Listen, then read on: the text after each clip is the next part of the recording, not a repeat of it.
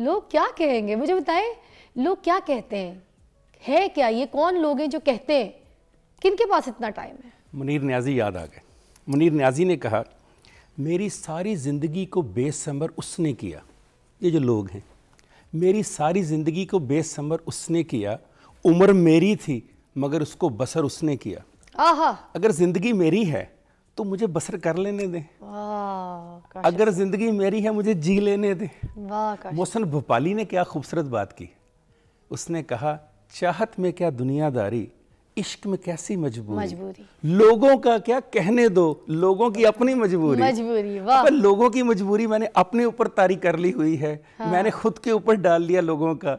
افلاطون سے کسی نے پوچھا لوگ کیا کہیں گے، اس نے کہا یہ لوگوں کا مسئلہ ہے، میرا تو نہیں۔ واہ، جن کا مسئلہ ہے وہ سوچیں، وہ پریشان ہو، میں کیوں اس بارے میں پریشان ہوں۔ بڑی بات۔ اور کیسی عجیب و غریب بات ہے کہ جس دنیا میں جو خالق مجھے لے کر آیا، میں اس کا نہیں سوچتا کہ وہ کیا کہے گا۔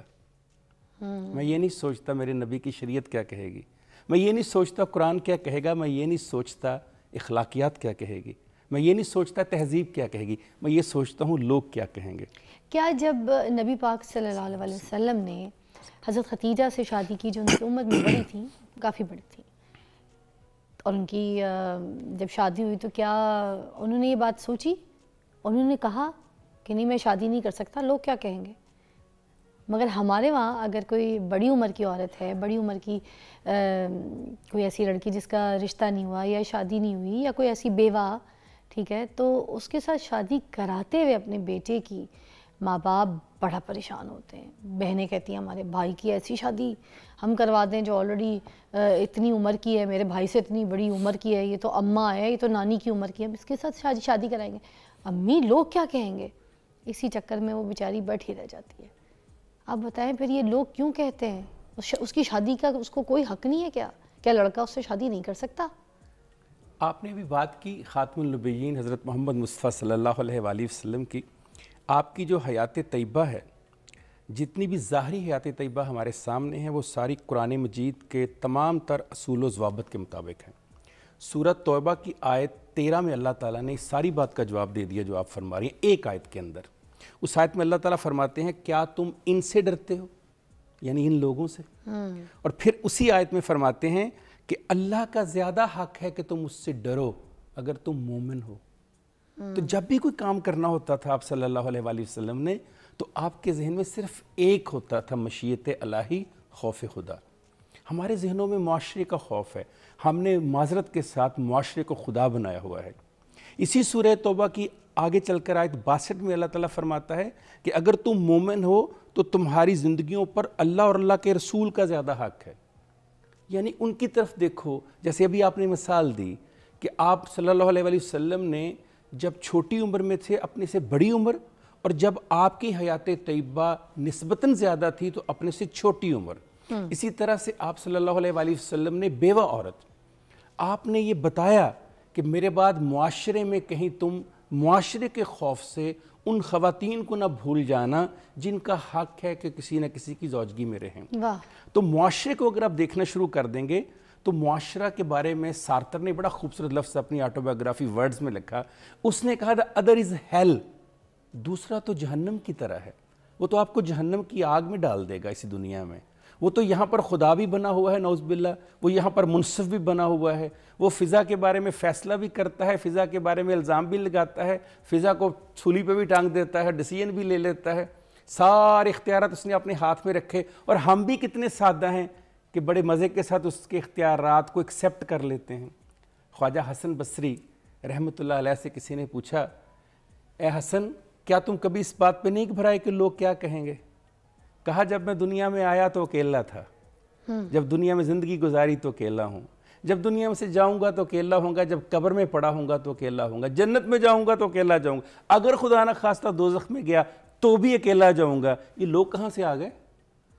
تو یہ لوگ ہم نے خود اپنی زندگیوں میں شامل کیے ہوئے ہیں، یہ ڈیسیژن ہم نے خود لی۔ ایکچولی فضا، میں اور آپ اپنے آپ کو لوگوں کی نظروں سے دیکھنا چاہتے ہیں۔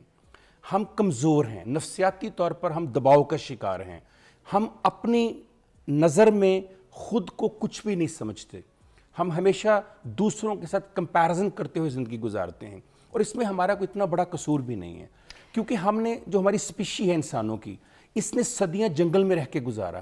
جنگلوں میں یہ سپیشی کٹھے رہتی تھی. 120 سے لے کر 130 لوگوں کا اجتماع ہوا کرتا تھا. وہاں جو سوشل کنیکشن تھا بہت ضروری تھا، کیونکہ میری سروائیول دوسرے کے اوپر تھی. سوشل آئسولیشن میری موت تھی، سوشل ریجیکشن میری موت تھی. اگر میں نے کوئی ایسا کام کیا کہ سوسائٹی میرے اگینسٹ ہے، وہ مجھے قبیلے سے نکال دیتی تھی، پھر جنگل میں اکیلے رہنا پڑتا تھا. اس اکیلے ہونے کی وجہ سے جانور مجھ پہ حملہ کرتے تھے، میں چلا جاتا تھا دنیا سے. یہ جو خوف ہے، اسی لیے کسی ماہر نے بڑی خوبصورت بات کی. اس نے کہا پتھر کی زندگی سے ہم انسان کو تو نکال کے لے آئے، مگر انسان میں سے پتھر کی زندگی کو نہیں نکال سکے. آج بھی ہمارے ہاں وہ جنگل کی اور پتھر کی زندگی ہمارے اندر چل رہی ہے. آج بھی ہم سوشل آئسولیشن کو، سوشل ریجیکشن کو موت سمجھتے ہیں اپنی.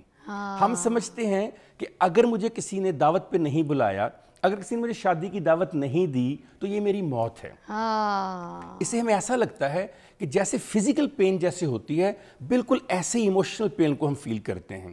آپ دیکھیے کہ انسانی دماغ کی ایک کمزوری کہہ لیں، اس کو لمیٹیشن کہہ لیں، کہ وہ ٹانگ کے ٹوٹنے اور دل کے ٹوٹنے میں فرق نہیں کرتا. اور اس کی وجہ بھی ہے بہت بڑی خوبصورت. ایک نومی آئزن برجر ایک بہت خوبصورت سائیکالوجسٹ ہیں، انہوں نے 2003 میں ایک بڑی مزیدار ریسرچ کی. اس ریسرچ میں وہ دیکھنا چاہتی تھی کہ جو فزیکل پین ہے اس کا ایموشنل پین کے ساتھ کیا تعلق ہے. تو ان کے لیے حیرت کے باعث تھا جب انہوں نے ایم آر آئی اسکینز میں دیکھا کہ جب انسان کو ایموشنل پین یعنی اس کا دل ٹوٹتا ہے یا جب وہ معاشرے سے دکھی ہوتا ہے تو اس کو ویسی ہی پین فیل ہوتی ہے جیسے اس کو ٹانگ ٹوٹنے سے یا جسم کا کوئی ہڈی ٹوٹنے سے ہوتی ہے. اس پر ان کو یہ پتا چلا کہ ایکچولی فطرت نے جو آلریڈی جسمانی درد یا فزیکل پین کا جو نیورو سرکٹ تھا اس کو استعمال کرنا شروع کر دیا ایموشنل پین کے لیے. اب اس کو کیسے انہوں نے سیکنڈ کیسے کیا کہ یہ واقعی بات ٹھیک ہے. انہوں نے دیکھا کہ جو ایموشنل پین، دل ٹوٹنا ہے، جو لوگوں سے پریشان ہو کر اکیلے ہو جانا، ان کو بھی جب پین کلر دی گئی، وہی پین کلر جو فزیکل پین والوں کو دی گئی تو دل ٹوٹنے والوں کو بھی اس سے اچھے اثرات آئے. اس سے پتہ چلا کہ جو ایموشنل پین ہے انسانی باڈی میں، ایکچولی وہ ایک طرح سے رد عمل پیدا کرتی ہے انسانی باڈی کے اندر. سو جسمانی درد کی طرح ہی ہمیں ایموشنل پین فیل ہوتا ہے. اور ہم جیسے ابھی آپ نے سٹارٹ میں میرے بارے میں کہا کہ میں بہت حساس ہوں، ہم ہر کوئی ہم میں سے حساس ہے. ایکچولی ہماری جو انسانی نفسیات ہے وہی حساسیت میں پیدا ہوئی. اس کی وجہ کیا ہے؟ کیوں حساسیت میں پیدا ہوئی؟ فضا، اس کی وجہ یہ کہ جب ہم پیدا ہوئے ہیں پیدائشی طور پہ ہم حساس ہیں. صحیح کہہ رہے ہیں. ہم یہ کیوں نہیں سوچتے کہ لوگ کچھ بھی سوچ رہے ہیں، کچھ بھی کہہ رہے ہیں، کہنے دو، کوئی فرق نہیں پڑتا. اچھا، ہم بھی تو ان کو موقع دیتے ہیں. مطلب فار ایگزامپل ہم کوئی مہنگی گاڑی خریدتے ہیں تو مجھے لگتا ہے ہمیں زپ کر لینا چاہیے. ہمارے بچے کی اچھی ڈگری آئے، ہمیں منہ کو زپ کر لینا چاہیے. ہم نے نیا گھر لیا، زپ اٹ. ٹھیک ہے، ہمارے پاس اچھی جاب آ گئی، زپ اٹ. ہماری کسی اچھے لڑکے شادی ہو رہی ہے، زپ اٹ. ہمارے گھر کی کوئی ایسی بہت بڑی خوشی ہے جو مجھے نہیں لگتا کہ ہم کسی کو بتائیں اور نظر لگ جائے، دین زپ اٹ. تو اگر ہم ہر چیز کو اپنا زپ کر لیں اور فضول کا دکھاوا، نمائنداری، یہ چیزوں کو ہم فالو نہ کریں، تو آپ کو نہیں لگتا کہ لوگوں کی ان باتوں سے تھوڑا سا ہمارا فوکس ہٹ جائے گا کہ لوگ کیا کہیں گے؟ ایکچولی آپ بات کر رہے ہیں فوکل بشر کی. ہم ہیں بشر. بشر اور فوکل بشر میں بڑا فرق ہے. فوکل بشر بشر سے یا عام انسان سے اوپر ہوتا ہے. آپ ایکسیپشنل کی بات کر رہے ہیں. یہ کسی انبیاء سے، ائمہ کرام سے اور کسی بڑے صوفی سے تو یہ توقع کی جا سکتی جو آپ فرما رہی ہیں. عام انسانوں سے توقع نہیں کی جا سکتی.